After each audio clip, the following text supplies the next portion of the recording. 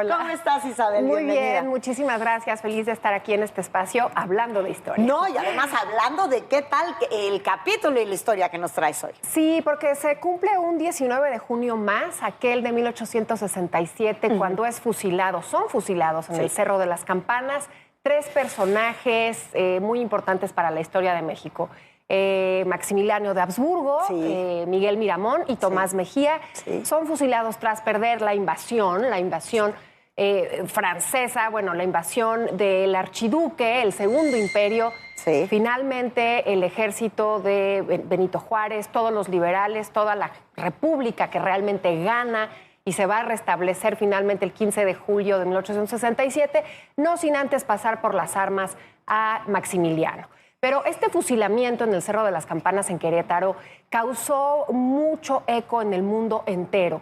No se podía creer que imagínate, el descendiente de Carlos V, un emperador, haya sido fusilado. Sí, pero el mensaje fue muy importante de México hacia el resto de Europa y hacia el resto también, incluso de otros países nosotros y otras nos gobernamos con nuestras leyes mexicanas, ¿no? Exacto. Porque a ellos les parecía como... Digo, me encanta, porque en Europa se la pasaban cortando cabezas, pero si aquí fusilábamos nos veían como salvajes. Qué salvajada, ¿no? Pero el asunto fue que los liberales fusilaron la idea. Había que matar esa idea para que a nadie más le quedara la idea, le quedaran las ganas de venir a invadir México. De que un extranjero pudiera gobernar nuestro país. Eso es todo. Pero ¿quiénes eran esos dos personajes que estaban junto a Maximiliano? Bueno, el centro, que es el lugar y que debía tener en el pelotón del fusilamiento, era Maximiliano.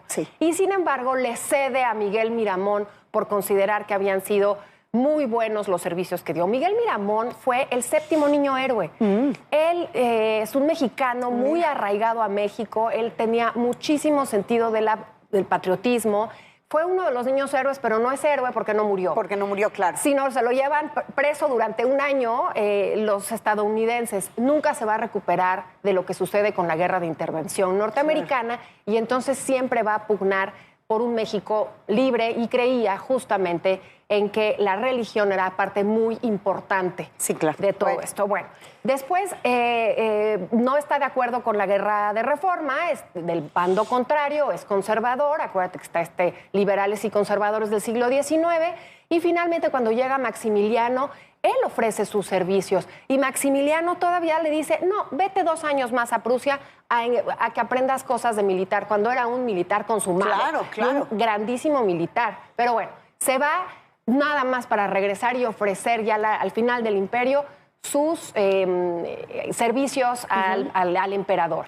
Cuando están ya presos después del sitio de Querétaro, cuando están presos en el Cerro de las Campanas, le dice Miramón a Maximiliano, yo estoy aquí por no haberle hecho caso a mi esposa.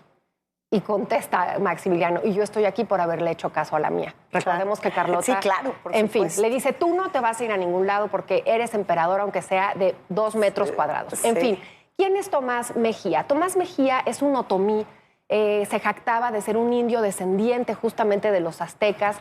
Era un hombre muy corpulento, un gran jinete, muy pobre, de la Sierra Gorda de Querétaro, y lo encuentran, la milicia, un general lo ve y le ve potencial y lo mete al ejército.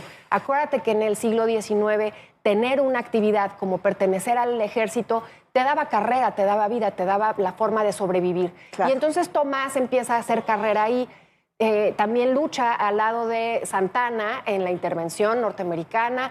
Después, en la guerra de reforma, está del lado conservador con Miguel Miramón, y es Miramón quien lo nombra general en ese tiempo. Cuando viene el imperio, cuando viene Maximiliano, obviamente forma parte también del ejército conservador. Era un hombre profundamente religioso, un hombre muy sencillo y que pensaba que el lado correcto era del lado se ven, ahorita que estaba viendo las fotografías en su uniforme imperialista. Pues claro. Y sus rasgos completamente indígenas, ¿no? Absolutamente, lo cual le daba muchísimo orgullo. Era un hombre tosco, rudo, fuerte. Claro. Y cuando finalmente mueren, ya son pasados por las armas, todos los cuerpos tuvieron un final rarísimo.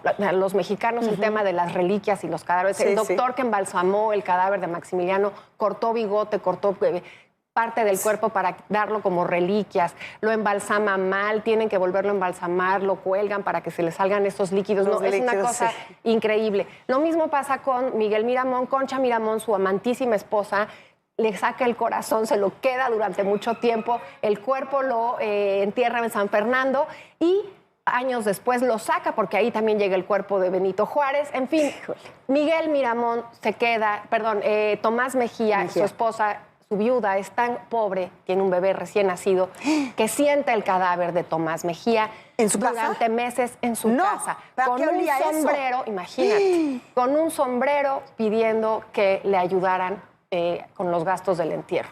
Son unas vidas trágicas, Híjole, son épocas historia. aciagas en nuestro país, que a veces damos por sentado que tenemos un país como así, libre. No. Porque nada más mucha sangre, que claro, mucha sangre ha corrido de ambos lados de los mexicanos. Así es, pues qué interesante, Isabel, como siempre, muchísimas gracias. Gracias. Nos vemos la siguiente semana. Gracias, Mónica.